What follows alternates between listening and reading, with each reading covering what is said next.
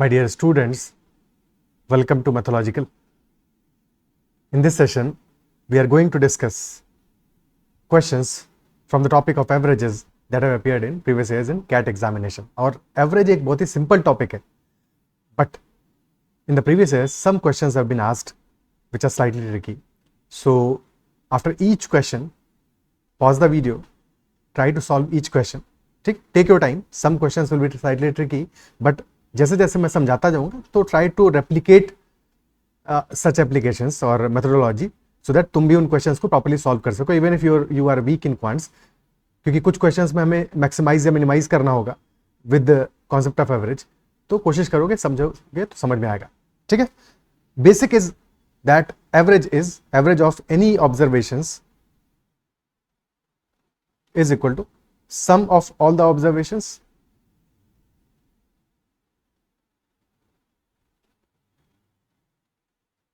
divided by number of observations.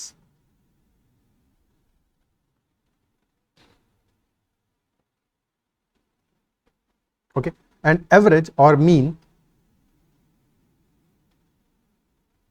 arithmetic mean basically, average or arithmetic mean both are one and the same things. And if let us say average of n numbers is a, in that case net deviations must be 0. Net deviations of all numbers from average must be 0.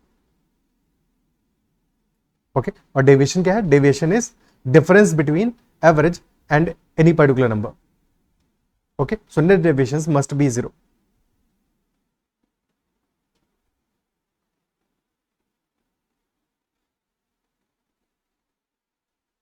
First question. There are 3 persons A, B and C in a room. If a person D joins the room, the average weight of the persons in the room reduces by X kg. Instead of D, if person E joins the room, the average weight of the persons in the room increases by 2x kilograms. If the weight of E is 12 kg more than that of D, then the value of X क्या होगा? What will be value of X? There are 3 persons A, B and C which are already in the room. Okay. And let us assume कि average weight of A, B and C is W. Average weight of A, B and C is W. Okay. When D joins the room, the average weight of the persons in the room, क्योंकि अब D भी आ गया room में, reduces by X kilograms. Reduces by X kilograms. So number of persons initially was 3. Average was W. Okay, जब D आया, अगर D का भी वेट W होता तो क्या एवरेज पे कोई फर्क पड़ता? जब D रूम में एंटर किया और अगर D का भी वेट उतना ही होता जितना कि ऑलरेडी रूम का एग्जिस्टिंग वेट था, यानी कि नंबर ऑफ पर्संस का एग्जिस्टिंग वेट था, तो एवरेज पे कोई फर्क नहीं पड़ता. Average would have been same, W only, but average reduced by X kilograms. So if average is reducing by X kilograms, that implies कि sum of values, sum of observations must have reduced by X multiplied by total number of persons. ठीक है, X multiplied by total number of persons, यानी कि D का wait W minus 4X रहा होगा, तभी तो average 4X by total number of persons 4X से रिड्यूस किया. ठीक है, W होता कोई चेंज नहीं होता, बट अगर X का रिडक्शन आया है एवरेज में तो सम में 4X का रिडक्शन आया होगा, and only because of D, because D ही तो चेंज हुआ है, D ही तो नया पर्सन है जो इंट्रोड्यूस हुआ है. ओके, इंस्टेड अगर E ने ज्वाइन किया होता room, instead of D, if person E had joined the room, then average weight would have increased by 2x. तो अगर E का वेट W होता तब तो एवरेज पे कोई चेंज नहीं आता, बट एवरेज में आया है चेंज 2x का, तो सम में चेंज आया होगा 8x का, 2x into 4, क्योंकि D की जगह पे E आया है, D ऑलरेडी है तब E नहीं आया. ठीक है, अगर D ना आया होता, E आया होता तब का सिचुएशन है, तो W plus 8x would have been the weight of E and the difference is given. Difference कितना आ रहा है? D का वेट है W minus 4x, E का वेट है W plus 8x, difference is 12, तो 8x plus 4x, that is the difference, 12x is the difference, 12x is equal to 12 kg and hence x will be equal to 1. x will be equal to 1, option C answer हो जाएगा. Is this clear? ठीक है, ये method समझ में आना बहुत जरूरी है। ओके, ठीक है। अगर और एक बार इक्वेशन से भी समझ लेते हैं, कई बार एग्जाम कंडीशंस में होता है, थोड़ा सा पैनिक करते हो तो चीजें समझ में नहीं आ रही होती या ब्लैकआउट हो जाता है, तो आप इक्वेशन से सॉल्व कर लोगे फिर कि ए बी सी 3 पर्सन है, एवरेज वेट डब्ल्यू है, तो 3W इनिशियली था, टोटल सम ऑफ वेट्स। जब डी इंट्रोड्यूस हुआ तो डी का वेट हमने मान लिया लेटेस्ट से W1 मान लो, and average weight has reduce by X, तो अब एवरेज वेट हो गया है W माइनस एक्स, और 4 पर्सन है तो इंटू 4, तो ये पहली इक्वेशन बन जाएगी हमारी 3W plus W1 is equal to 4 into W minus x, that is our first equation. और W1 क्या है, D का वेट है। Similarly let us assume W2 weight of E, तो सेकंड इक्वेशन हो जाएगा 3W plus W2 that is equal to 4 times W plus 2x, because weight इस बार 2x से इंक्रीज किया है। These are our two equations. अब इतना तो देखो ध्यान देना ही पड़ेगा कि instead of D person E ने ज्वाइन किया है रूम को, तो ऐसा नहीं है कि D ऑलरेडी है रूम में। ओके, सो अब फर्स्ट इक्वेशन में से सेकंड को सब्ट्रैक्ट कर दो, तो W1 minus W2 will be equal to 4 तो कॉमन आ जाएगा, and inside the bracket will be W minus x minus W minus 2x, W से गया W कैंसिल आउट, तो W1 minus W2 is equal to minus 3x into 4, तो minus 12x, और wait E का ज्यादा है 12, तो W1 माइनस W2 क्या है, माइनस 12 होगा, and hence x will be equal to 1। Okay, तो इक्वेशन बना के भी सॉल्व कर सकते हो easy. Clear? Next question, next question. If a certain amount of money is divided equally among n persons, each one receives rupees 352. So अगर n persons में हम एक अमाउंट को डिस्ट्रीब्यूट करते हैं, every person receives rupees 352. However, if two persons receive rupees 506 each and the remaining is divided equally among the other persons, each of them receives less than or equal to rupees 330. तो maximum possible value of n क्या होगा? अब इस question में देखो maximum possible पूछ लिया, maximise करना है, we have to maximise value of n, maximise number of persons. Okay, so n persons को अगर हम इक्वली अमाउंट डिस्ट्रीब्यूट करते हैं तो अमाउंट हर एक को मिलता है रुपीज 352, यानी कि टोटल अमाउंट कितना है, total amount is 352n, this is our total amount. And instead if two persons are given rupees 506 each, तो दो पर्संस को हमने एक्स्ट्रा अमाउंट दे दिया, 2 इंटू 506 ऑलरेडी हमने डिस्ट्रीब्यूट कर दिया, तो remaining amount will be distributed among remaining persons. 2 persons को दिया है इतना, तो रिमेनिंग कितने बचे हैं, n-2, n-2 बचे। लेट अस से हर एक को हमने x अमाउंट दिया है, क्योंकि remaining amount is divided equally among the other persons, these two should be equal, क्योंकि टोटल अमाउंट तो यही रहेगा। This will be our equation, total amount is 52x and that should be equal to 2 into 506 plus n-2 into x, and purpose of ours is we have to maximize value of n. n should be as maximum as possible. Okay, clear है? So this will be our equation. अब अगर हमें यहां पे नहीं समझ में आ रहा है कि n को मैक्सिमाइज करना है, तो x पे क्या फर्क पड़ेगा, बिकॉज x पे कंडीशन क्या है, each of them receives less than और इक्वल टू रुपीज 330, तो x should be less than और equal to 330।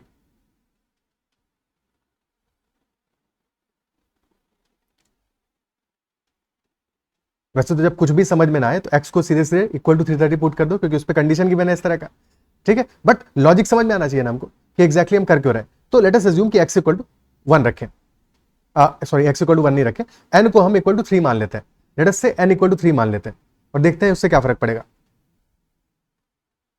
Because number of persons have to be greater than और इक्वल टू 3, क्योंकि 2 पर्संस को तो ऑलरेडी हमने 506 रुपीज दिए हुए हैं, तो कम से कम एक और पर्सन तो एक्स्ट्रा होगा, ठीक है। सो अगर n is equal to 3 assume कर लिया, टोटल अमाउंट हो जाएगा 352 into 3, and that will be equal to 2 into 506 is 1012 plus x, तो x की वैल्यू क्या आ जाएगा, दिस विल बी 1056, तो x will be equal to 44 rupees,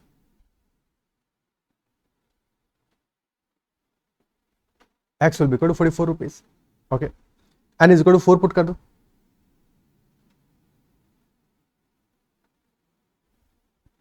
so 352 into 4, that will be equal to 1012 plus 2x,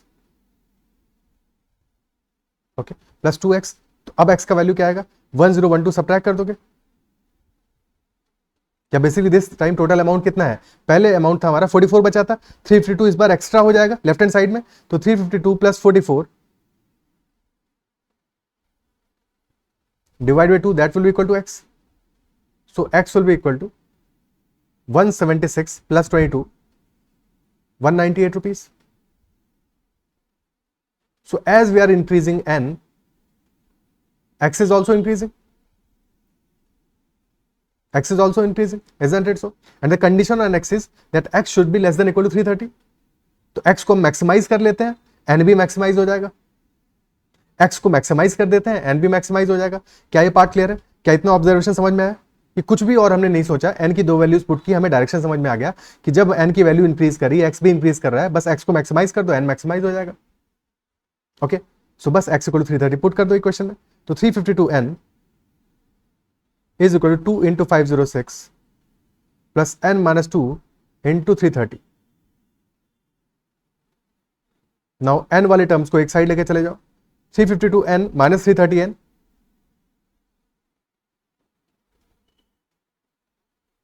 that is equal to 2 into 506 minus 2 into 330.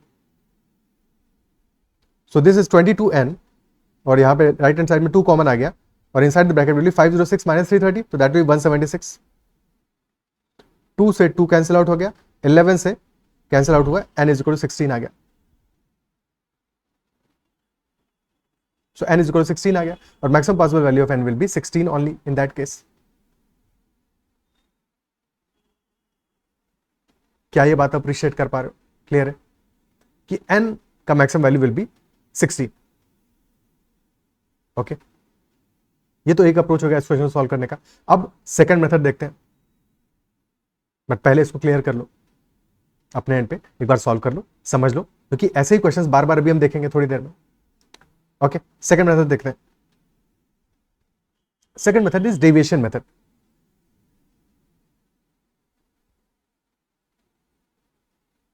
Net deviation from average should be 0। Net deviation from average should be 0. Okay, so total n persons were there and average was rupees 352. Out of these n, 2 persons received rupees 506 each. 2 persons received 506 rupees each, और n minus 2 persons हमारे रह गए हैं। ठीक है, late us से इनको amount मिल रहा है x। अब देखो 2 पर्सन्स को मिला है रुपीज 506 ईच, कितना एक्स्ट्रा मिला है? अगर 352 मिलता तब तो कुछ एक्स्ट्रा नहीं मिलता, बट कितना एक्स्ट्रा मिला है? 352 प्लस 506, 352 में डिफरेंस कितना है? 154 का, तो प्लस 154 रुपीज एक्स्ट्रा मिला है एक पर्सन को, 1 पर्सन को। तो 2 को कितना एक्स्ट्रा मिला है? प्लस 308। तो डेविएशन फ्रॉम एवरेजेस प्लस 308। अभी जो 308 रुपीज एक्स्ट्रा मिल गया है इन 2 पर्सन को, ये कहां से मिला होगा? ये बाकी n - 2 से कटा होगा, तभी तो इनको मिला होगा। तो if 308 rupees extra have been given to 2 persons, then 308 rupees less must have been given to remaining persons. तो minus 308 rupees in total मिला होगा इन n - 2 persons को, isn't it so? तो एक पर्सन को अमाउंट कितना मिला होगा? पहले वाला केस होता सबको मिलता 352, तो इनको भी मिलता 352, बट एक्चुअल में 308 रुपीज लेस मिला है इन सारे n - 2 लोगों को इन टोटल। तो एक पर्सन को कितना कम मिला होगा? Minus 308 upon n - 2। क्या ये समझ में आता है? तसल्ली से सोच लो, क्या ये चीज क्लियर होता है? Okay, so this is the amount that each of the person is getting, और इस पे हमें कंडीशन गिवन है, each of them receives less than और इक्वल टू रुपीज 330। तो बस इसको लिख दो, less than equal to 330, question खत्म हो गया। This amount is less than equal to 330। So now 308 upon n - 2 को राइट हैंड साइड में लेके चले आए, तो दैट विल बी, ठीक है, राइट हैंड साइड में चला गया, 330 को लेफ्ट हैंड साइड में लेके आ गए, 32 - 330 दैट विल बी इक्वल 22। अब देखो निगेटिव और पॉजिटिव वैल्यूज को हम ऐड और सब्ट्रैक्ट कर सकते हैं, उसमें कोई दिक्कत नहीं, इनइक्वालिटी में मल्टीप्लाई नहीं कर सकते। मल्टीप्लाई करते समय if you are multiplying the whole inequality by a negative value, तो इनइक्वालिटी का साइन चेंज हो जाएगा। अगर पॉजिटिव से मल्टीप्लाई करो तब तो साइन सेम रहेगा, नेगेटिव से मल्टीप्लाई करो तो फिर साइन चेंज हो जाएगा। हाँ, नेगेटिव वैल्यूज को दोनों साइड में ऐड कर सकते हो, सब्ट्रैक्ट कर सकते हो, उससे कोई दिक्कत नहीं, as long as you are subtracting the same value on both sides और adding the same value on both sides, inequality will not change. तो 22 is less than equal to 308 by n-2, और एक पॉजिटिव वैल्यू को cut भी कर सकते हो, simplify भी कर सकते हो। तो 22 308 में 11 का मल्टीपल दिख रहा है हमको, 22 का ही मल्टीपल दिख रहा है इंस्टेड, ठीक है। तो 22 से जाएगा 1 टाइम्स और फिर बचेगा हमारा 88, तो 4 times 14 upon n-2 is less than equal to 1, greater than equal to 1। तो 14 upon n-2 that is greater than equal to 1, और क्योंकि यहाँ पे n-2 is also positive value, तो उससे भी क्रॉस मल्टीप्लाई कर सकते हैं। तो 14 will be greater than equal to n-2 and hence n will be less than equal to 16. So this is our condition that n is less than equal to 16. So maximum value of n will be 16 only. Maximum possible value of n will be 16 only. So this will be our answer. But जब भी inequalities पे हमें solve करना है तो हमेशा inequalities को cautiously solve करना है, ध्यान देकर सॉल्व करना है। तो अगर इनइक्वालिटीज का सेशन नहीं देखे हैं तो एक बार प्रॉपर्ली रूल्स को देख लो और अकॉर्डिंगली सॉल्व करना है, उतना तो कम से कम देख ही लो, बिकॉज देख रहे हो कि अरिथमेटिक के क्वेश्चन में भी तुम्हें उन सब चीजों का हेल्प जरूरत पड़ेगा। Okay, clear?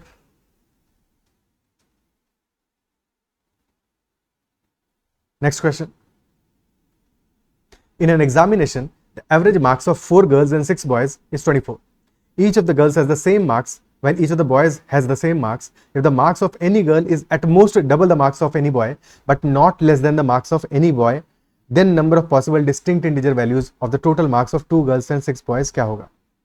ना फंसाने वाला सवाल है, फंसाने वाला क्वेश्चन है, ठीक है। तो देखो कंडीशन क्या गिवन है कि average marks of 4 girls and 6 boys is 24।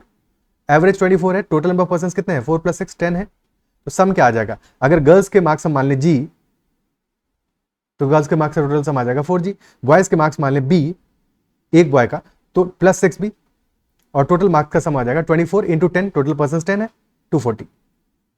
तो 4G + 2B is equal to 240। Okay, clear? और थोड़ा और सिंप्लीफाई कर लेंगे तो 2 से डिवाइड करके this will be 2G + 3B is equal to 120। 2G + 3B is equal to 120 हो जाएगा। Then question is saying each of the girls has the same marks, तभी तो हमने जी माना है गर्ल्स के मार्क्स को, और each of the boy has the same marks, तो बॉयज के मार्क्स को भी मान लिया।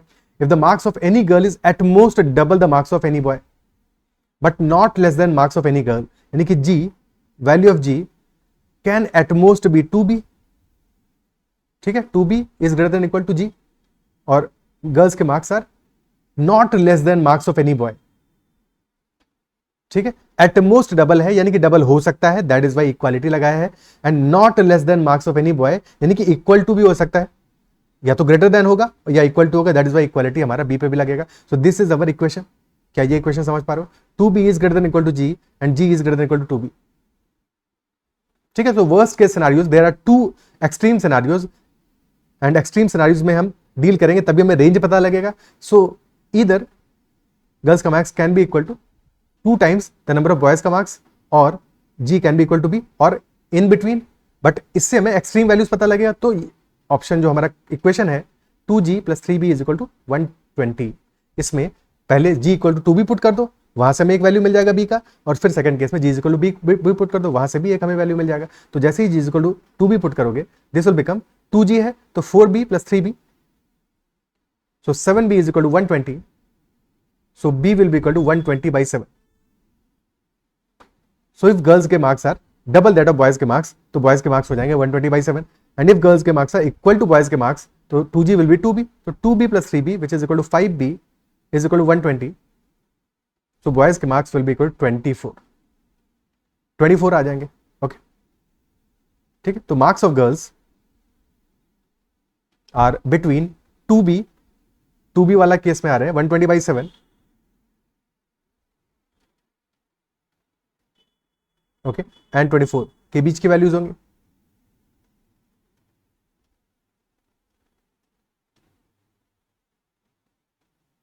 ओके, तो marks of girls will be 120/7 से लेके 24 के बीच में। सॉरी, ये तो बी की वैल्यू आई है, क्या कर रहा हूं मैं, तो बी की वैल्यू आई है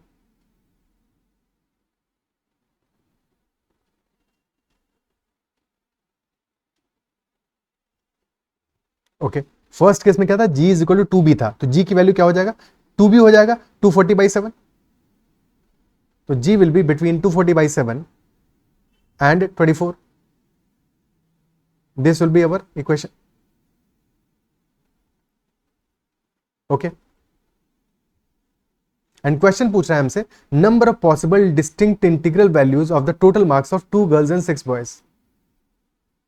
Number of possible distinct integral values of the total marks of 2 girls and 6 boys. 2 girls and 6 boys. क्या वैल्यू होगा, तो 2 गर्ल्स प्लस 3 बॉयज का हमें वैल्यू पता है, दैट इज 120. तो 2 गर्ल्स प्लस 6 बॉयज का value will be equal to 2 girls plus 3 boys plus 3 boys, and this part is fixed, this sum is 120 only, irrespective of G और B का value क्या है. ठीक है, so this will be equal to 120 plus 3b.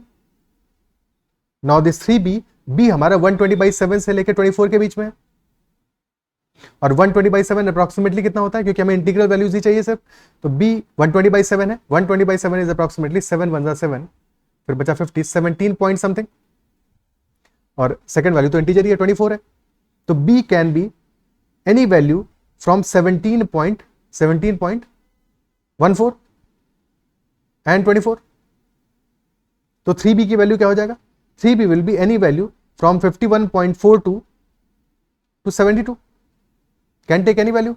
ठीक है, minimum value लेगा तो कितना होगा, क्योंकि हमें चाहिए distinct integral value,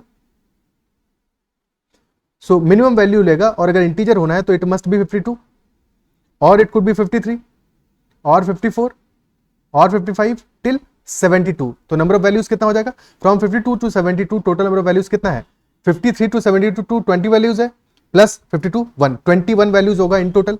basically 72 minus 52 plus 1, total number of values will be 21 values in total. Option C will be the answer. ठीक है, मिनिमम 52 होगा, from 52 to 72 any value it can take. तो minimum value of the total sum 2g plus 6b क्या आ जाएगा, that will B 120 plus 52, यानी कि 172 से लेके this will be any value till 192, including both the extreme points as well. So our answer will be 21, option C. Minimum value आ रहा है 172, मैक्सिमम आ रहा है 192. This is a very very good question. अच्छा प्यारा सा सवाल है, बट आई बिलीव समझ में आया होगा. ठीक है, क्लियर है. ओके, अब इसी क्वेश्चन को करने का थोड़ा सा एक डिफरेंट अप्रोच लेते हैं, स्लाइटली डिफरेंट होगा, बाकी बात एक ही है, बट देखने का नजरिया थोड़ा सा बदलेगा. तो 2g plus 3b is equal to 120, and condition given to us was that 2b से लेके b के बीच में है g हमारा, g is between b and 2b, so b is less than equal to g and g is less than equal to 2b. okay, हमें चाहिए total distinct values for 2g plus 6b. okay, multiply this whole inequality by 2, so 2b will be less than equal to 2g less than equal to 4b. ठीक है, now if we add 3b on all the terms, तो terms हमारे बन जाएंगे 2b plus 3b less than equal to 2g plus 3b less than equal to 4b plus 3b. So now this inequality becomes 2b plus 3b is 5b, 5b is less than equal to 2g plus 3b, this is equal to 120, less than equal to 120, and 120 is less than equal to 7b. 5b is less than equal to 120 and 120 is less than equal to 7b. okay, clear. So from first part we'll be getting that b is less than equal to 120/5, 24. From the second part we'll be getting that b is greater than equal to 120/7.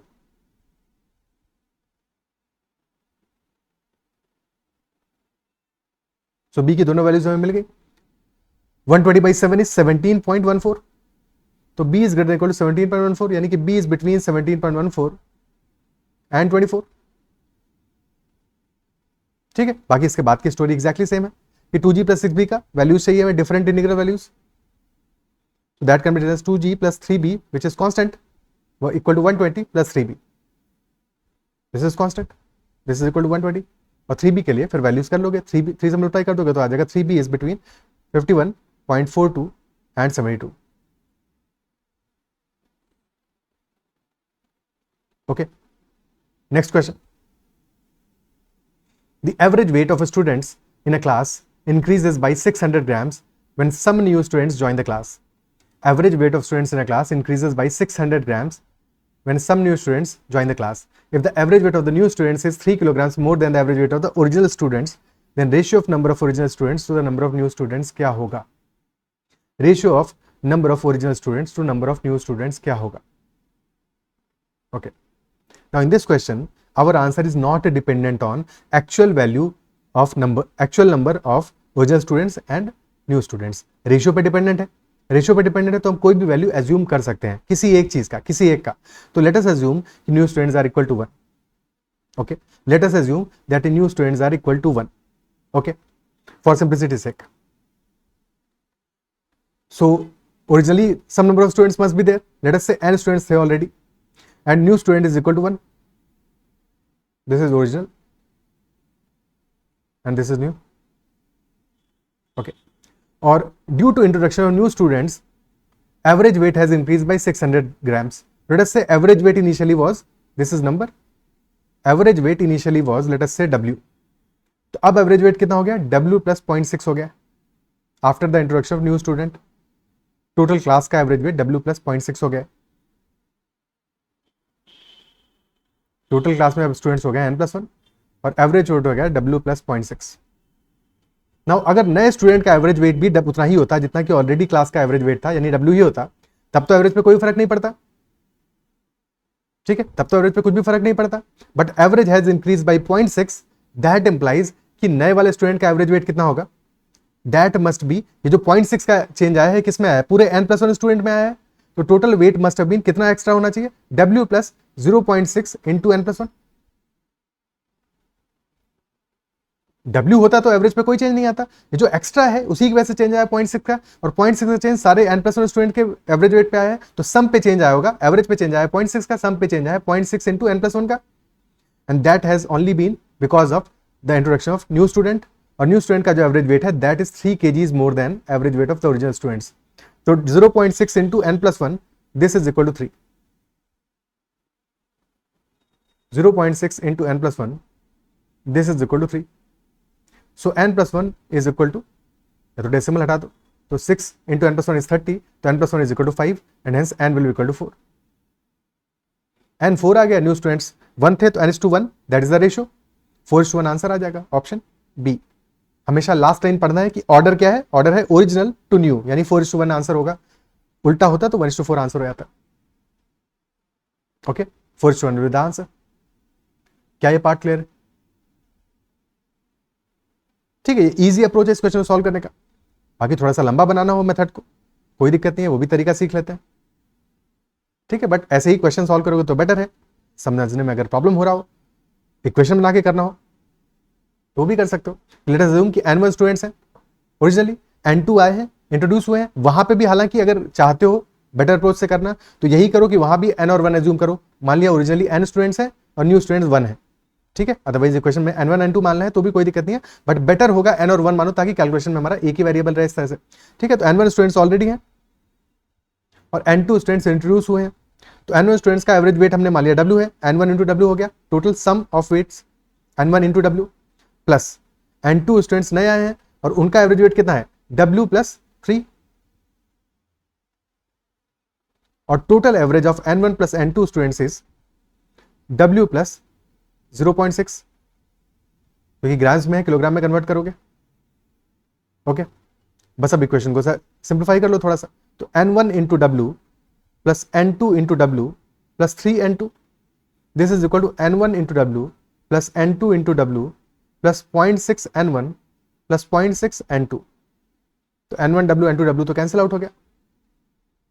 3 n2 में 0.6 n2 subtract कर दोगे तो 2.4 n2 is equal to 0.6 n1. Decimal के बाद में same digit है, 24 6 से 4 times गया, तो n1 by n2 becomes 4/1. So ratio comes out to be 4:1. Okay. Clear? Next question. The average of 3 integers is 13. When a natural number n is included, the average of these 4 integers remains an odd integer. तो minimum possible value of n क्या होगा? 3 integers का average is already 13. तो अगर average 13 है, sum क्या होगा? 3 integers है, sum will be 13 into 3. And a natural number n is included, तो plus n. अब average क्या हो जाएगा? Average of these 4 integers will be 13 into 3 plus n by 4, which will be 39 plus n by 4. And then question is saying this is an odd integer. और options given है, minimum possible value of n. तो minimum possible से start करो, 1 से start करो. If you take n is equal to 1, तो equation क्या बन जाएगा? n इज इक्वल टू 1 पे this will be 39 plus 1 by 4, 40 by 4, 10 आ रहा है. 1 पे the average is coming out to be 10, which is not odd. Odd नहीं है तो ये आंसर नहीं हो सकता, बिकॉज हमें चाहिए एक ऑड इंटीजर. ऑड भी चाहिए और इंटीजर भी चाहिए. ठीक है, then put n is equal to 3. 39 plus 3 is 42. 42 by 4 is 10.5, जो कि ऑड तो छोड़ो, इंटीजर ही नहीं है, ये भी आंसर नहीं हो सकता. 4 पुट करोगे तो अगेन 39 प्लस 4 43, अगेन इंटीजर ही नहीं आएगा, तो ये भी पॉसिबल नहीं है. 5 पुट करोगे 39 plus 5 44 by 4 11. So yes, this should B the answer, that 5 is the minimum possible value of n. 5 is the minimum possible value of n. Second approach क्या हो सकता था? यहां तक तो समझ में आ गया 39 प्लस n, क्योंकि यहाँ पे तो ऑप्शंस गिवन हो सकता है. ऑप्शंस ना गिवन होते, कोई और कंडीशन गिवन होता, तब हमें फिर प्रॉब्लम सॉल्व करना पड़ता.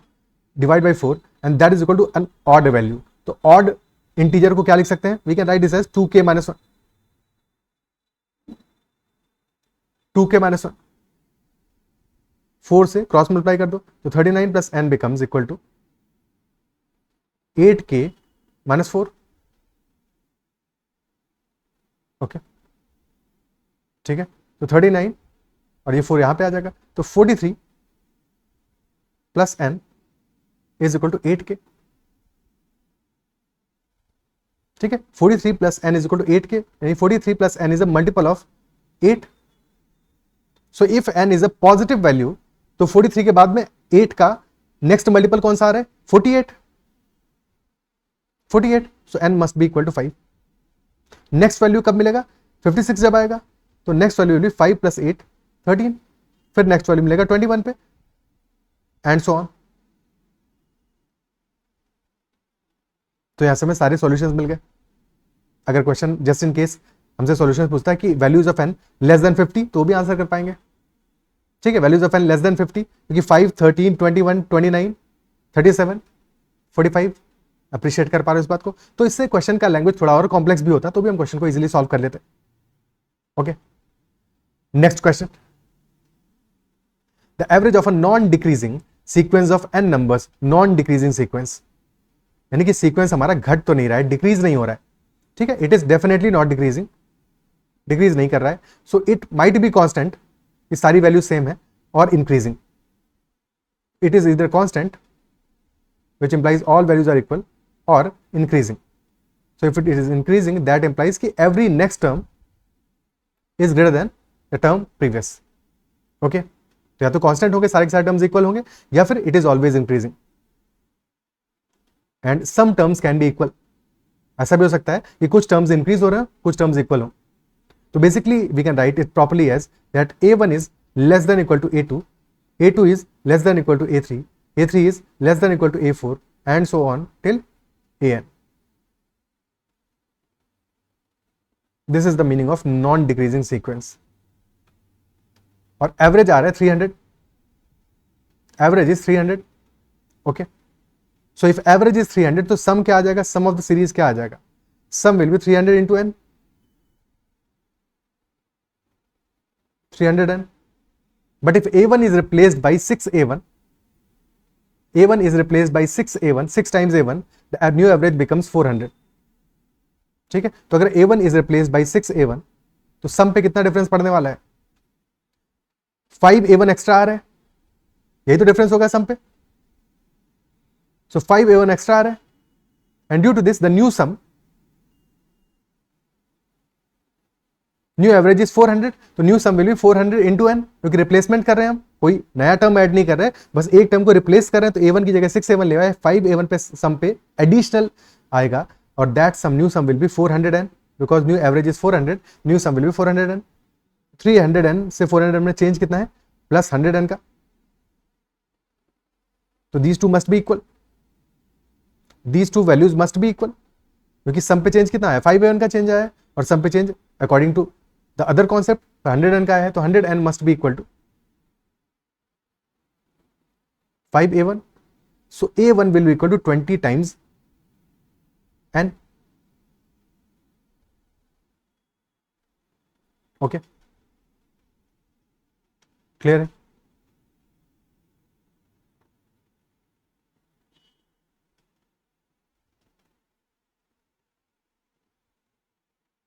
ठीक है, a1 is equal to 20 times n.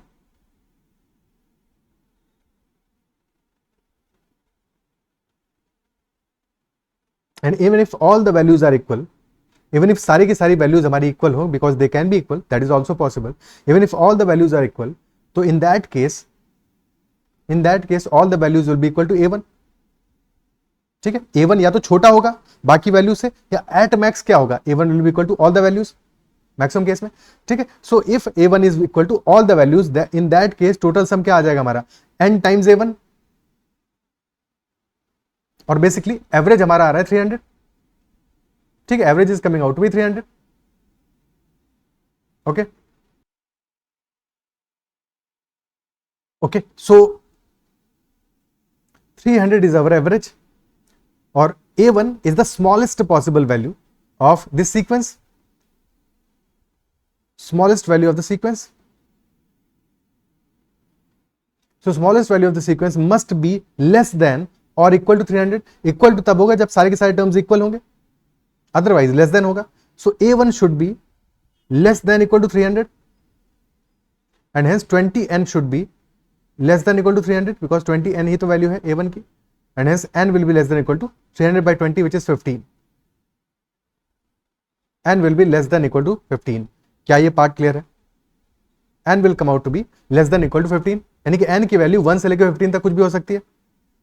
n can take any value from 1 to 15. Question हमसे n की वैल्यू नहीं पूछा है, क्वेश्चन पूछा है number of possible values of a1, but a1 depend करता है n की वैल्यू पे.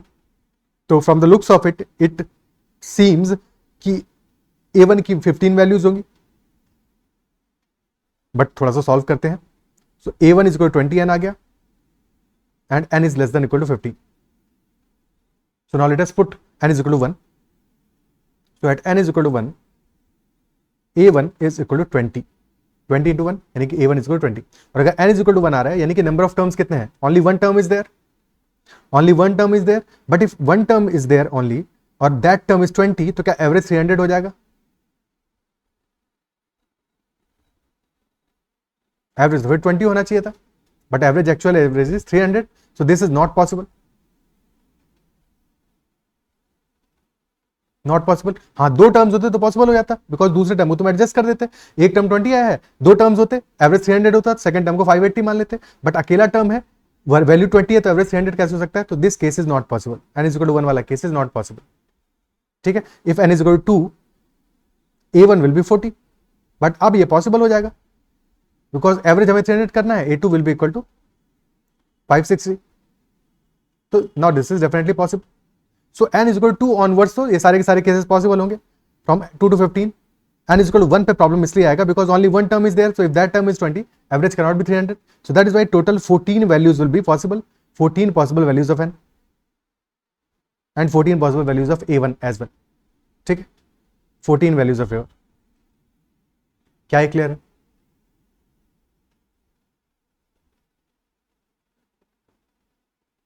Okay, so answer will be 14 in this case. Next question. In an examination, the average marks of students in sections A and B, average marks of students in sections A and B are 32 and 60 respectively. The number of students in section A is 10 less than that in section B. Two sections are there, sections A and B, or average marks in section A and B are 32 and 60, and number of students in section A is 10 less than that in section B. तो अगर section B में n students हैं तो section A में हो जाएंगे n minus 10। And average marks of all the students across both the sections combined is an integer. क्या है एवरेज ओवरऑल ये तो नहीं पता, but that is an integer that we know. तो difference between maximum and minimum possible number of students in section A. तो maximum students in section A और minimum students in section A के बीच का डिफरेंस हमसे पूछ रहा है। ठीक है, सॉल्व करते हैं। सो द इंपॉर्टेंट कंडीशन जिसको हमें सॉल्व करना है that is average marks of all the students across both the sections combined is an integer. That is our condition. तो टोटल ओवरऑल एवरेज क्या आ जाएगा, that will B 32 into n minus 10 plus 60 into n divided by total number of students n minus 10 plus n यानी 2n minus 10. Okay, so numerator becomes 32n plus 60n यानी 92n minus 320 divide by 2n minus 10. तो 2 तो common आ रहा है, 2 common लेके remove कर दो numerator denominator से, तो 46n minus 160 divide by n minus 5. अभी n न्यूमरेटर में भी आ रहा है और डिनोमिनेटर में भी आ रहा है, तो न्यूमरेटर से n को हमें रिमूव करना पड़ेगा, उसके लिए जुगाड़ करना पड़ेगा, थोड़ा सा मैनिपुलेशन करना पड़ेगा। ठीक है, सो डिनोमिनेटर में आ रहा है n माइनस 5, तो न्यूमरेटर में एक टर्म अपना n माइनस 5 का मल्टीपल बना लेते हैं। तो 46n तो ऑलरेडी देयर है। If you subtract 230 from this, minus 230 plus 230 कर दो, ठीक है, और माइनस 160 तो ऑलरेडी है, and this divide by n minus 5। अब फर्स्ट टू टर्म में n माइनस 5 कॉमन आ जाएगा और बचा हुआ टर्म हमारा कांस्टेंट हो जाएगा। तो this will be 46 into n minus 5 plus 70 divided by n minus 5 plus 70 divided by n minus 5। तो 46 into n minus 5 divided by n minus 5, this will become equal to 46 plus 70 upon n minus 5। This is our average, and average is an integer. 46 तो already integer है, तो 70 by n minus 5, this must also be an integer. 70 divided by n minus 5, this must also be an integer. Isn't it so? और अगर 70 by n minus 5 को integer होना है, अगर इसको integer होना है, in that case n minus 5 should be a factor of 70. अगर n minus 5 should be a factor of 70, तभी 70 by n minus 5 integer होगा, यानी कि n minus 5 should be a factor of 70. और 70 के फैक्टर्स क्या क्या आएंगे? 70 can be written as 1 into 70, 2 into 35, 5 into 14 और 7 इंटू 10। तो total 8 factors are there, 8 factors are there. तो n minus 5 can take 8 values, but additional एक और कंडीशन है कि n माइनस 10 हमारे नंबर ऑफ स्टूडेंट्स हैं सेक्शन ए में, और नंबर ऑफ स्टूडेंट्स हमेशा क्या होंगे? पॉजिटिव होंगे। तो n minus 10 should be greater than 0। n minus 10 हमारे नंबर ऑफ स्टूडेंट्स हैं सेक्शन ए में, n minus 10 should be positive, तो n minus 10 should be greater than 0। This should be greater than 0, तो n should be greater than 10, n should be greater than 10, और we can say n minus 5 will be greater than 5। ठीक है, n minus 5 will be greater than 5, यानी कि n minus 5 हमारी जो भी values लेगा वो 5 से बड़ी वैल्यूज लेगा। 5 भी नहीं ले सकता बिकॉज 5 पे number of students in section ए 0 हो जाएगा, तो 5 से बड़ी वैल्यूज लेनी, यानी कि 1 नहीं ले सकते, 2 नहीं ले सकते, 5 नहीं ले सकते, बाकी सारी वैल्यूज ले सकते हैं 7, 10, 14, 35, 70। So n minus 5 can be any value from 7, 10, 14, 35, 70, सारी वैल्यूज पे हमें average to overall average integer ही मिलेगा। तो if n minus 5 is equal to 7, n will be equal to 12, and if n minus 5 is equal to 70, n will be equal to 75. So minimum maximum values of n हमें मिल गया, बस question खत्म हो गया। Question क्या पूछ रहा था? Maximum and minimum possible numbers of students in section A. तो if n is equal to 12, n minus 10 क्या आ जाएगा? 2 आ जाएगा, n minus 10 will be 2, तो number of students section A क्या हो जाएगा? Minimum will be 2 when n is equal to 12, और मैक्सिमम कब आएगा? when n is 75, जब n 75 है, n minus 10 65 हो जाएगा, तो maximum will be 65। Minimum is 2, maximum is 65।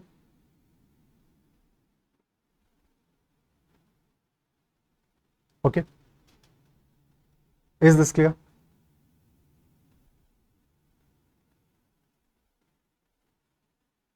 क्या ये पार्ट क्लियर है? अब देखो थोड़ा सा इस क्वेश्चन को और अपने लिए आसान करने की कोशिश करते हैं, स्लाइटली और आसान करते हैं। क्वेश्चन की कंडीशन कहती है average marks of all the students across both the sections combined should be an integer, this should be an integer, यही तो कंडीशन था, isn't it so? Okay, so we know that section A और B में average marks are 32 and 60 and number of students है n minus 10 and n, या फिर ऐसा भी मान सकते थे कि सेक्शन ए में n मान लेते, बी में मान लेते n प्लस 10, वो भी पॉसिबल था, उसमें भी कोई दिक्कत नहीं है। ठीक है, 32 और 60, n minus 10 and 10, n minus 10 n। अब क्या हम कह सकते हैं, सेक्शन बी में एवरेज मार्क्स इज 32 प्लस 28, यानी कि 32 मार्क्स तो है ही है, 28 एक्स्ट्रा है सेक्शन ए के मार्क्स से, सेक्शन ए के एवरेज से 28 एक्स्ट्रा है, isn't it so? और 32 ऑलरेडी एक इंटीजर नंबर है, तो जो हमारा ओवरऑल एवरेज आएगा दैट विल बी 32, जो सेक्शन ए में है वैसे सेक्शन बी में 32 तो है ही, 28 है जो एक्स्ट्रा है, इसकी वजह से एवरेज में फर्क पड़ेगा, और 28 एक्स्ट्रा है कितने स्टूडेंट्स के लिए, n स्टूडेंट्स के लिए, तो सम आ जाएगा 28 into n and this divided by 2n minus 10।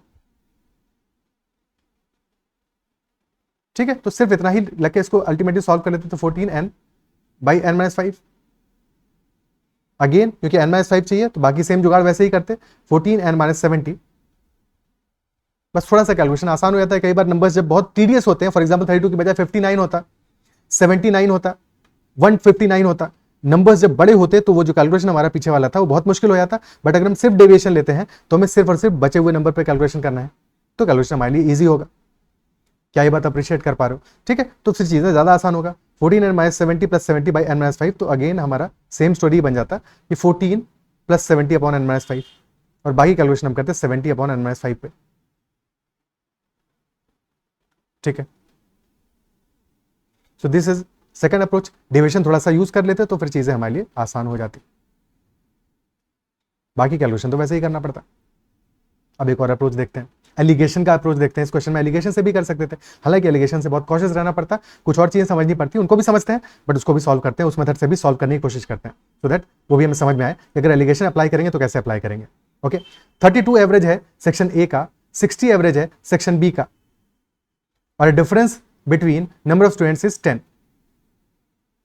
Difference between number of students is 10, और number of students in both sections will be an integer value, integer होगा। ठीक है, सेक्शन ए और बी में।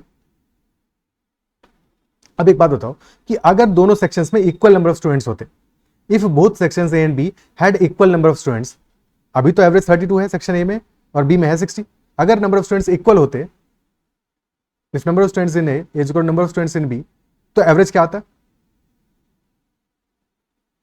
Average would have been 32 plus 60 by 2, यानी कि 46, average would have been 46, but number of students in section A is lesser than number of students in section B. Actual में number of students in section A is less than number of students in section B. section A में number of students कम है, B में ज्यादा है, तो average किस तरफ tilt करेगा? जहां की तरफ वेट ज्यादा होगा, जिसका वेट ज्यादा होगा, क्योंकि अल्टीमेटली हम वेट एवरेज ही तो ले रहे हैं, तो वेट किसका ज्यादा है, वजन किसका ज्यादा है? सेक्शन बी का, क्योंकि वहां पे नंबर ऑफ स्टूडेंट ज्यादा है, नंबर ऑफ स्टूडेंट ज्यादा है, तो एवरेज हमारा टिल्ट करेगा सेक्शन बी की तरफ। ठीक है, यानी कि 60 की तरफ ज्यादा टिल्ट करेगा, 46 से 60 की तरफ टिल्ट करेगा, यानी कि average will be greater then 46। क्या ये बात समझ पा रहे हो? ठीक है, n1 is less then ab, that is why average will be greater then 46। Okay, और एवरेज अगर ग्रेटर देन 46 है और इंटीजर भी है, तो मिनिमम वैल्यू ऑफ एवरेज क्या आ जाएगा? Minimum value of average will B, average minimum will be 47, minimum possible average will be 47, और मैक्सिमम वैल्यू क्या पॉसिबल हो सकता है? पॉसिबल मैक्सिमम इज 59, होगा नहीं होगा वो एक अलग की बात है, वो डिपेंड करेगा कि हमारी n की वैल्यूज आ रही है इंटीजर में कि नहीं आ रही है, बट ये हमारे दो केसेस बनेंगे, average minimum is 47, average maximum is 59। Okay, अब एलिगेशन लगाते हैं 32 और 60 पे, तो if average is 47 which is the minimum possible value, ठीक है, तो 32 और 47 का डिफरेंस कितना? 15 का है, यहाँ पे डिफरेंस 13 का है, 13:15 का रेशियो आ जाएगा between number of students of section A and B, 13:15 का रेशियो आ रहा है, और डिफरेंस कितना आ रहा है? डिफरेंस आ रहा है 2 यूनिट्स का, क्योंकि हमें डिफरेंस की वैल्यू गिवन है, डिफरेंस इज 10, तो 2 यूनिट्स इज इक्वल टू 10, और अगर 2 यूनिट्स हमारा इक्वल टू 10 आ गया, यानी 1 यूनिट इज इक्वल टू 5, तो 13 यूनिट्स, यानी कि number of students in section A is equal to 65, number of students in section A is equal to 65। Okay, clear? और ये तब है जबकि सेक्शन ए में नंबर ऑफ स्टूडेंट्स मैक्सिमम होंगे क्योंकि एवरेज जितना ज्यादा से ज्यादा हो सकता था N1 number of students in A is less than number of students in B, still average ज्यादा से ज्यादा क्लोज कितना जा सकता था, 47 जा सकता था। ठीक है, तो this is the case of maximum students in section ए। अब मिनिमम तब आएगा जबकि average will be totally towards 60, यानी कि 59 58 इस टाइप की वैल्यू होगा। Okay, clear? लेट अस से हमने 59 ले लिया, तो 1:, दिस इज 27, 1:27 का रेशियो आ गया, बट डिफरेंस आया 26 यूनिट्स का, और this should be equal to 10, जहां से कि हमें कोई इंटीजर वैल्यू मिलेगा नहीं। एक तो इंटीजर वैल्यू नहीं मिलेगा, दूसरी बात है कि क्योंकि हमें वैल्यू क्या चाहिए, 10 चाहिए, 10 के इक्वल होना चाहिए 26 units is equal to 10, but वहां पे 1 यूनिट इज इक्वल टू 10/26 मिलेगा, तो हमें नंबर ऑफ स्टूडेंट्स इंटीजर ही नहीं मिलेंगे। नंबर ऑफ स्टूडेंट्स का इंटीजर मिलना इंपॉर्टेंट है। ठीक है, नंबर ऑफ स्टूडेंट्स का इंटीजर मिलना इंपॉर्टेंट है, तो क्या कंडीशन हम अप्लाई करें एडिशनल, सो दैट हमें नंबर ऑफ स्टूडेंट्स इंटीजर मिल जाए, ये सोचना है। ठीक है, ये सोचना है। तो 59 पे तो नहीं मिल रहा, और टोटल सम इन दोनों वैल्यूज का क्या आ रहा है, 1 + 27, टोटल सम आ रहा है 28, बिकॉज डिफरेंस इज 28। तो 1 और 27 वाला केस तो नहीं मिल रहा। नेक्स्ट केस विल बी 58 वाला केस, बट ऐसे कितने केसेस को हम अप्लाई करेंगे, तो इससे बेटर ये है कि 1 और 27 का डिफरेंस हो सकता है। ठीक है, 1 + 27 इज 28, 2 + 26 इज 28, 3 + 25 इज 28, 4 + 24 इज 28। तो 424 वाला केस समझ में आता है। 32 60 4:24, बिकॉज 4:24 के केस में डिफरेंस हमारा आ रहा है 20 यूनिट्स का, और 20 यूनिट्स इक्वल टू 10 आ जाएगा, तो 1 unit will be equal to 1/2, 1 unit will be equal to 1/2, तो 4 यूनिट हमारा आ जाएगा इक्वल टू 2, और 24 आ जाएगा इक्वल टू 12, यानी कि नंबर ऑफ स्टूडेंट्स 2 हो जाएंगे minimum in section A, minimum in section A. और यहाँ पे एवरेज कितना आ जाएगा, 32 + 24 that is 56 will be our average. तो minimum value of average will be 47 और maximum value of average will be 56। तो जस्ट इन केस क्वेश्चन अगर हमसे मिनिमम मैक्सिमम एवरेज का पूछता है तो आंसर आता 47 एंड 56, और number of students in section ए का वैल्यू मैक्सिमम आया है फिर 65 और मिनिमम आया है 2, तो क्वेश्चन सॉल्व हो जाएगा, आंसर आ जाएगा 63 इज द डिफरेंस। बट ये एलिगेशन वाला प्रोसेस भी समझ में आना चाहिए। ठीक है, एक बार अगर अभी तक अपने एंड पे ट्राई नहीं किया तो एक बार अपने एंड पे भी ट्राई करके समझ के देख लेना। Okay, next question, consider 6 distinct natural numbers such that average of the two smallest numbers is 14 and average of the two largest numbers is 28, then maximum possible value of the average of these 6 numbers क्या होगा। 6 distinct natural numbers है, distinct है यानी कि equal नहीं हो सकते, equal तो नहीं हो सकते। ठीक है, such that average of two smallest numbers is 14 and two largest numbers का एवरेज क्या है 28। तो मान लिया हमने नंबर्स हैं A B C D E F and this is in increasing order। ठीक है, A is less than B, B is less than C, C is less than D, D is less than E and E is less than F, क्योंकि सारे के सारे numbers distinct हैं। Average of A and B is 14, average is 14, average of E and F is 28, और CD के बारे में हमें कुछ भी पता नहीं। Then maximum possible value of the average of these 6 numbers क्या होगा। ठीक है, तो हमें मैक्सिमाइज क्या करना है, एवरेज को मैक्सिमाइज करना है। तो ए बी का सम तो फिक्स्ड है, because A plus B will be equal to 28, average 14 है। ई एफ का सम भी फिक्स्ड है, E plus F is equal to 56। ठीक है, ये सब चीजें फिक्स्ड है, तो अगर हमें एवरेज को मैक्सिमाइज करना है तो किसको मैक्सिमाइज करना पड़ेगा, सी प्लस डी को मैक्सिमाइज करना पड़ेगा। C plus D should be maximum as possible, और सी प्लस डी मैक्सिमम कब होगा, जब हम ई को मैक्सिमाइज करें, क्योंकि ई प्लस एफ तो कांस्टेंट है, ई और एफ का सम कांस्टेंट है, तो ई जितना मैक्सिमम होगा, क्योंकि C and D will be less than E, तो ई जितना बड़ा होगा डी को हम उतना बड़ा वैल्यू ले सकते हैं, और डी जितना बड़ा वैल्यू होगा सी उतना बड़ा वैल्यू हो सकता है।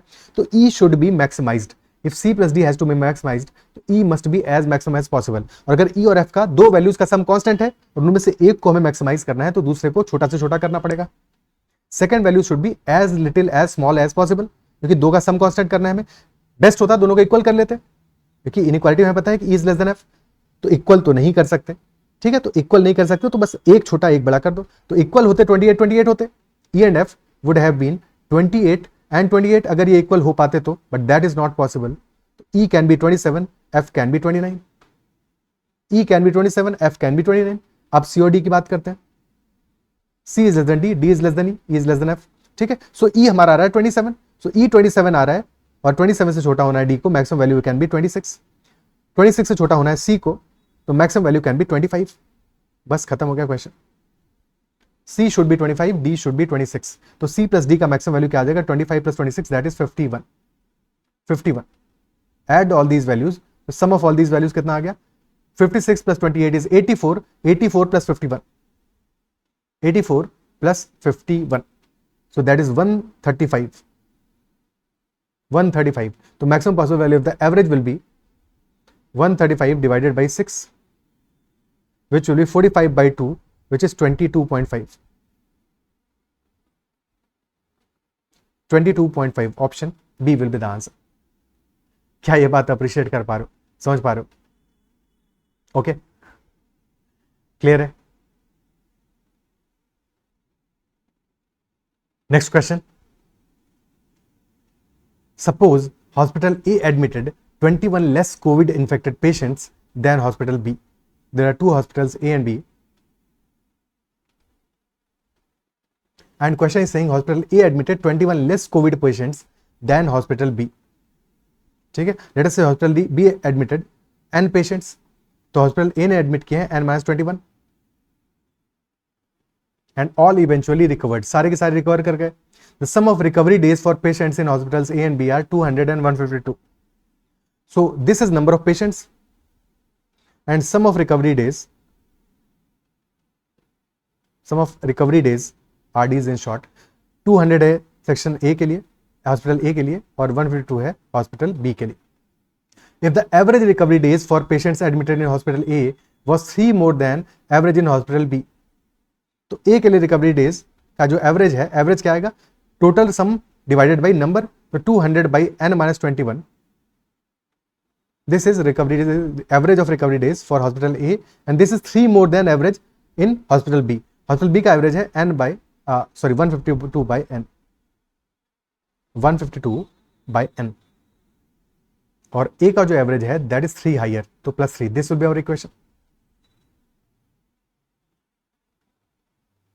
ये क्वेश्चन आ जाएगा. क्वेश्चन पूछा है number admitted in hospital A क्या होगा, यानी कि n-21 का वैल्यू क्या होगा.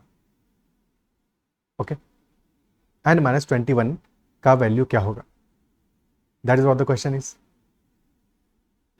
कैसे सॉल्व करेंगे? अब यहां पे देखो, एक अप्रोच तो ये दिख रहा है हमें 152, this is 19 into 8, but n क्या 19 का मल्टीपल हो सकता है? अगर तुम n को 19 का मल्टीपल करने की कोशिश करोगे, let us say you put n is equal to 19, not possible because n-21 negative हो जाएगा. n को 38 पुट करोगे, 38 पे राइट हैंड साइड में तो हमारा वैल्यू इंटीजर आ जाएगा, बट लेफ्ट हैंड साइड पे 200/17 इंटीजर नहीं आएगा. दैट इंप्लाइज कि यहाँ पे हमें 200/n-21 का वैल्यू इंटीजर तो नहीं मिलने वाला. ठीक है, इंटीजर तो नहीं मिल रहा है, क्योंकि 19 का कुछ भी मल्टीपल लोगे डेफिनेटली तुम्हारा एक वैल्यू इंटीजर नहीं आएगा. लेफ्ट हैंड साइड को इंटीजर करने की कोशिश करोगे तो n-21 यानी कि n को 31 पुट करोगे, राइट हैंड साइड इंटीजर नहीं आएगा. सो n की वैल्यू हमें इंटीजर, यानी कि 200/n-21 इंटीजर नहीं होगा.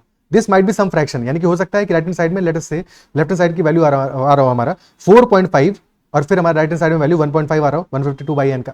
ठीक है, तो हम वैल्यूज पता नहीं लगा सकते, यानी कि यहाँ पे हमें इस इक्वेशन को प्रॉपरली एक क्वाड्रेटिक बना के ही सॉल्व करना पड़ेगा. क्वाड्रेटिक बना के ही सॉल्व करना पड़ेगा. यहाँ पे हम वैल्यूज पुट करके आंसर नहीं निकाल पाएंगे. ठीक है, तो एक दो वैल्यूज पुट करने के बाद में समझ में आ जानी चाहिए ये बात. अगर इसके बाद में टाइम वेस्ट करोगे इस क्वेश्चन में तो बहुत ज्यादा टाइम खराब होगा तुम्हारा और सॉल्यूशन नहीं निकलेगा. तो क्या करेंगे, क्वाड्रेटिक बनाने के लिए we will multiplying by, denominator में क्या आ रहा है n-21 आ रहा है, राइट हैंड साइड में n आ रहा है, तो multiply this by n into n-21, ताकि डिनोमिनेटर की सारी वैल्यू, सारा खेल खत्म हो जाए. सो जैसे मल्टीप्लाई कर दोगे तो left hand side will be 200 into n, right hand side will be 152 into n-21 plus 3 into n into n-21, या एलसीएम ले लोगे, बात एक ही है. ठीक है, so 200n will be equal to 152n minus 152 into 21, multiply मत करो, इसको ऐसा ही रहने दो थोड़ी देर के लिए, plus 3n square minus 63n, minus 63n. तो this equation becomes 3n square और फिर 152n माइनस 63n और 200n भी सब्ट्रैक्ट होगा, तो 152 माइनस 263, 152n माइनस 263n कितना बचेगा, माइनस 111 एन, ट्रिपल वन है, और minus 152 into 21 that is equal to 0। 3 पूरे टर्म्स में से कॉमन आ रहा है बिकॉज ट्रिपल वन क्या है, 3 का मल्टीपल 37 इंटू 3 है। सो इक्वेशन हमारा फाइनली बन जाएगा n square minus 37n minus 152 into 7 this is equal to 0। अब इस इक्वेशन को सॉल्व करना है। N square minus 37n minus 152 into 7, यानी 152 क्या है, 19 into 8 into 7 and this is equal to 0। 8 into 7 कितना आता है, 56 आता है। 56 और 19 के बीच डिफरेंस कितना है, 37 का है, 37 का डिफरेंस है। तो one value will be 56, one value will B 19, और प्रोडक्ट आ रहा है हमारा नेगेटिव, सम आ रहा है 37, सम पॉजिटिव आ रहा है, सम पॉजिटिव आ रहा है। क्वाड्रेटिक इक्वेशन है, पढ़ा है कि नहीं पढ़ा है, अगर पढ़ा होगा तो पता होगा कि n square minus sum into n plus product is equal to 0। तो sum is coming out to be positive, sum is 37, ठीक है, सम इज 37, सम पॉजिटिव है तो हमारा 19 विल बी नेगेटिव। एक वैल्यू हो सकता है 56, second value will be minus 19। Okay, अब n can not be negative value, n must be equal to 56, n must be equal to 56। Question में हमें n की वैल्यू मिल गई दैट इज 56, और ये थीटा क्वेश्चन था, तो तुम इस मोमेंट पे तुम में से कम 10 से 20% लोग एटलीस्ट जो ये क्वेश्चन सॉल्व करेंगे वो ये गलती कर दोगे, 56 मार्क कर दोगे, ठीक है। बट एक्चुअल में आंसर क्या करना है हमें, number admitted in hospital A and that is n minus 21। तो n 56 आ रहा है, n minus 21 will be equal to 35। So our answer will be equal to 35 only. 35 will be the answer. Okay, clear? This will be the answer in this question. So that is why हमें directly कोई भी topic skip नहीं करना है पूरी तरह से। For example तुमने अलजेब्रा पूरा ही स्किप किया हुआ है, क्वाड्रिक सॉल्व ही नहीं कर पा रहे हो, तो इस क्वेश्चन को कैसे सॉल्व करोगे, सॉल्व कैसे करोगे, और सॉल्व करने के तरीके भी नहीं आते होंगे फिर। तो इसलिए हर एक टॉपिक का एक बेसिक तो जरूर कवर करना है हमें। नंबर सिस्टम का भी अगर तुम में से कई लोगों ने जिन्होंने अभी तक कवर नहीं किया है लेटेस्ट से, ठीक है, तो उसको भी हर एक टॉपिक का एक बेसिक तो जरूर कवर अप होना चाहिए हमारा, फिर क्योंकि क्वेश्चन हमारे मिक्स आएंगे बहुत सारे, और मिक्स क्वेश्चंस में अगर तुम्हें कॉन्सेप्ट्स मल्टीपल टॉपिक्स के नहीं आते होंगे तो क्वेश्चंस तुम्हें स्किप करने पड़ेंगे। कितने क्वेश्चंस अटेम्प्ट करोगे, फिर कैसे अटेम्प्ट करोगे। ओके, चलो नेक्स्ट क्वेश्चन करते हैं। Onion is sold for 5 consecutive months at the rate of rupees 10, 20, 25, 25 and 50 per kg respectively. तो 5 consecutive months के लिए, तो month number 1, month number 2, month number 3, month number 4 and month number 5, these are 5 months. और rates क्या हैं, rates are 10, 20, 25, 25 and 50. A family spends a fixed amount of money on onion for each of the first 3 months. तो first 3 months में एक fix amount money spend करती है family, और and then spends half that amount on onion for each of the next 2 months. तो first 3 months में जितना amount spend करती है हर मंथ में, बाद के 2 महीनों में family spends half the amount on each month, ठीक है। टोटल अमाउंट की बात नहीं कर रहा, हर मंथ के अमाउंट की बात कर रहा है, ठीक है। तो अगर 1:1:1 है पहले 3 मंथ्स का अमाउंट जो है, तो फॉर बाद के 2 मंथ्स दिस इज 1/2 1/2। पर हम कभी फ्रैक्शंस में डील नहीं करेंगे, तो बेटर अप्रोच क्या होगा, हम 1:1 और हाफ हाफ लिखने के बजाय लोअर वैल्यू हमारी क्या आ रही है 1/2 1/2 लास्ट 2 मंथ्स के लिए, तो उसको मान लेंगे 1:1, तो फर्स्ट 3 मंथ्स का एक्सपेंडिचर हो जाएगा 2:2। ओके, ठीक है। फिर क्वेश्चन हमसे पूछा है the average expense for onion in rupees per KG for the family over the 5 months क्या होगा। टोटल 5 मंथ्स का एवरेज एक्सपेंडिचर या एवरेज रेट क्या होगा इन रुपीज पर केजी, वो क्वेश्चन पूछ रहा है हमसे। ओके, सबसे पहला काम यहां पे क्या करेंगे, क्योंकि हमें हर एक मंथ का एक्सपेंस चाहिए, एक्सपेंस की वैल्यू चाहिए, उसके बाद में ही तुम expense in rupees per KG निकाल पाओगे, ठीक है। तो इसके लिए वैल्यूज हमें सूटेबल चाहिए, तो 10, 20, 25, 25, 50 इन सबका एलसीएम ले लो, सबका एलसीएम ले लो, एलसीएम आ जाएगा 100। ओके, एलसीएम से सारी वैल्यूज को, सारे जो रेशियोज आए हमारे, इनको मल्टीप्लाई कर दो। सो 200, 200, 200, 100, 100, ये हमारी एक्सपेंस की वैल्यूज आ गई 5 मंथ्स की। ओके, अब यहां से कितना केजी हमने किस मंथ से परचेज किया नहीं पता चल जाएगा, तो केजीज या वेट पर मंथ वो पता चल जाएगा। तो कितने केजीज हो जाएगा, मंथ नंबर 1 में 200/10 20 केजी, मंथ नंबर 2 में 200/20 10 केजी, मंथ नंबर 3 में 8 केजी, मंथ नंबर 4 में 4 केजी, मंथ नंबर 5 में 2 KGs. Total number of total weight per month पता चल गया। टोटल वेट निकाल लो 5 मंथ्स का, टोटल वेट निकाल लो 5 मंथ्स का, और टोटल एक्सपेंस निकाल लो 5 मंथ्स का. Total expenditure is 600 plus 200, 800 rupees. And total weight is 20 plus 10, 30, 38, 42, 44, 44 kg. तो expense, average expense in rupees per kg comes out to be equal to 800 by 44. 200 by 11 हो गया. सो 11 1 11, 18, 11 1 11, ठीक है, 110 हो गया, 90 बचा, 18 एंड 2 by 11 आ गया आंसर,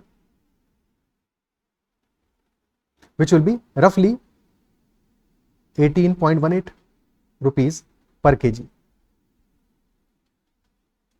ऑप्शन सी आंसर आ जाएगा. ओके, क्लियर है? Option C will be the answer.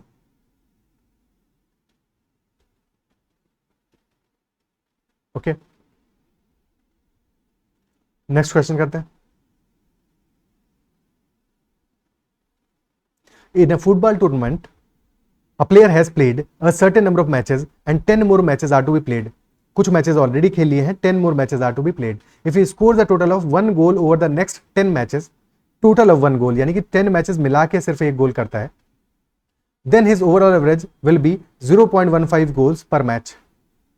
On the other hand, if he scores a total of 2 goals over the next 10 matches, then his overall average will be 0.2 goals per match. So if he scores only 1 goal in all the 10 matches included, then 0.15 का average होगा. If he scores 2 goals, then 0.2 का average होगा. First case में सिर्फ एक गोल कर रहा है एक्स्ट्रा. लेट अस से n matches he has already played, तो एक्स्ट्रा 10 मैचेस और खेलने वाला है. टोटल नंबर मैचेस कितने हो जाएंगे? n plus 10 हो जाएगा. ठीक है, पहले वाले केस में he is scoring 1 goal extra. ठीक है, दूसरे वाले केस में इज स्कोरिंग 2 गोल्स एक्स्ट्रा. तो सम पे क्या फर्क पड़ रहा है? पहले और दूसरे केस में डिफरेंस क्या है? एवरेज हमारा 0.15 आ रहा है फर्स्ट केस में आफ्टर 10 मैचेस, और दूसरे केस में आ रहा है 0.2. एवरेज पे कितना फर्क पड़ रहा है? एवरेज पे चेंज आ रहा है हमारा 0.05 का एक्स्ट्रा चेंज आ रहा है. क्यों आ रहा है? बिकॉज पहले केस में सिर्फ एक गोल कर रहा है एक्स्ट्रा, दूसरे केस में कर रहा है 2 गोल्स, यानी कि 1 गोल एक्स्ट्रा कर रहा है दूसरे केस में. और कितने मैचेस में? In total n plus 10 matches में. तो सम पे फर्क कितना पड़ने वाला है? सिर्फ एक गोल का फर्क पड़ने वाला है सम पे. डेल्टा एस कितना फर्क पड़ने वाला है सम पे? 1 गोल का. और टोटल नंबर ऑफ मैचेस कितने हैं? n plus 10. तो 1 by n plus 10. This will B change in average, delta S by total number. ठीक है, टोटल नंबर. तो एवरेज पे चेंज आने वाला है 1 by n plus 10 का, और एवरेज पे चेंज की वैल्यू क्या है? 0.2 आएगा और माइनस 0.15 माइनस 0.15 यानी कि 0.05. तो 1 by n plus 10 is equal to 0.05 and hence 1 by n plus 10 क्या आ रहा है? इक्वल टू 0.05 क्या है? This is 5 by 100. 5 by 100 है यानी 1 by 20 है. सो n plus 10 is 20 and hence n will be equal to 10. Number of matches played by him already is equal to 10. Clear?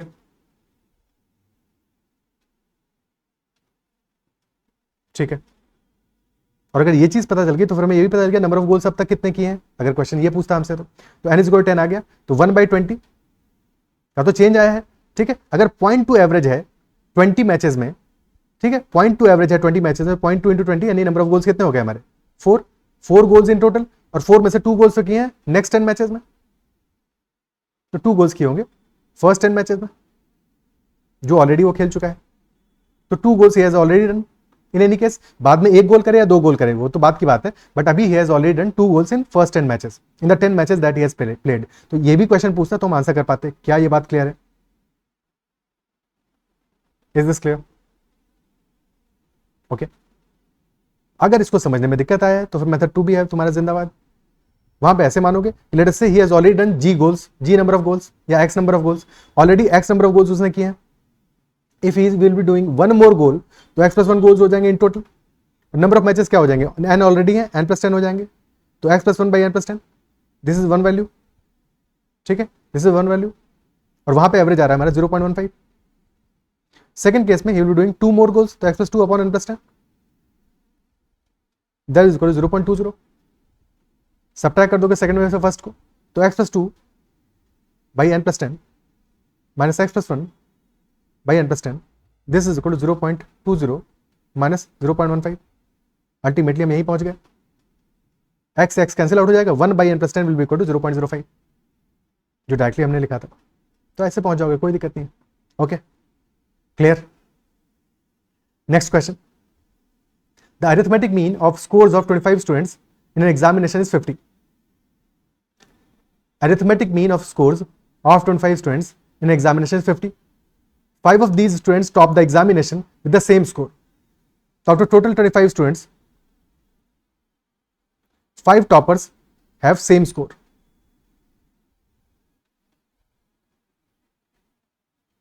And 20 more students are there. If the scores of other students are distinct integers with the lowest being 30, then maximum possible score of the toppers क्या होगा? Other students का जो score है distinct integers है और lowest कितना है? 30 है.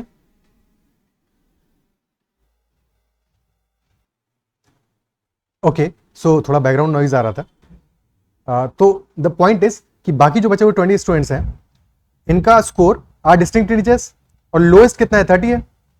और हमें चाहिए maximum possible score of the toppers. Toppers के स्कोर को मैक्सिमाइज करना है. तो अगर हमें टॉपर्स के स्कोर को मैक्सिमाइज करना है, यानी कि यहां का जो स्कोर है उसको मैक्सिमाइज करना है, तो बचे हुए लोगों का स्कोर मिनिमाइज करना पड़ेगा, क्योंकि एवरेज तो फिक्स्ड है. एवरेज 25 स्टूडेंट्स का तो फिक्स्ड है, दैट इज 50. एवरेज 50 आ रहा है, तो इनको मिनिमाइज करेंगे. और लोएस्ट 30 है, सबका स्कोर डिस्टिंक्ट है, तो नेक्स्ट बच्चे का स्कोर मान लेंगे 31, फिर नेक्स्ट का मान लेंगे 32. यानी डिस्टिंक्ट होंगे लेकिन सबसे छोटी वैल्यूज मानेंगे. 30, 31, 32, 33 एंड सो ऑन. 20 है, लास्ट वैल्यू कितना आ जाएगा? 49 आ जाएगा. बैकग्राउंड नॉइज काफी आ रहा है. 30 से लेकर 49 तक वैल्यूज आ जाएगा हमारा. ठीक है, these will be lowest possible values. Okay, अब इसके बाद में बाकी बचे हुए 5 का हमें स्कोर मिल जाएगा. यहां पे सम कितना आ रहा है? टोटल सम आ रहा है हमारा 25 into 50. That will be equal to from 30 to 49 plus 5x. अगर हम x मान लें स्कोर टॉपर्स का, सो दिस विल बी 1250. और ये एक एपी है. टर्म्स है इसमें टोटल 20 और एवरेज कितना आएगा? 30 plus 49 by 2, 20 into 30 plus 49 by 2 plus 5x. So 1250 is equal to 10 into 79 यानी 790 प्लस 5x. तो 1250 माइनस 790 विल बी 460. तो 5x is equal to 460. x will be equal to 92. X will be 92, यानी कि maximum possible score of the toppers is 92. Is that clear? Okay, okay, clear है. सो इतना ही रखते हैं session में. और आई बिलीव कि you must have like the content, you must have like the solutions. और कहीं भी किसी भी क्वेश्चन में अगर डाउट आता है तो make sure to comment about that doubt. और अगर सेशन पसंद आया तो डेफिनेटली लाइक जरूर करना है. साधारण फ्रेंड्स से भी शेयर करो ताकि ज्यादा से ज्यादा लोगों का बेनिफिट हो सके. That is all for this session. Bye, take care and keep running.